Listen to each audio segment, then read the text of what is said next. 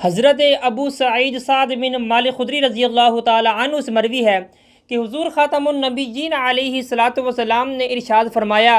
सर्दी का मौसम मोमिन के लिए बहार की तरह है। इस हदीस में हुज़ूर ख़ातमुन नबीय्यीन अलैहिस्सलातु वस्सलाम ने सर्दी के मौसम को मोमिन के लिए बहार कहा है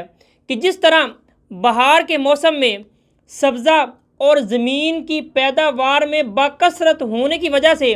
मुनाफा ज़्यादा होता है, इसी तरह इस सर्दी के मौसम में मुसलमान के लिए इबादत करना ज़्यादा आसान होता है कि रात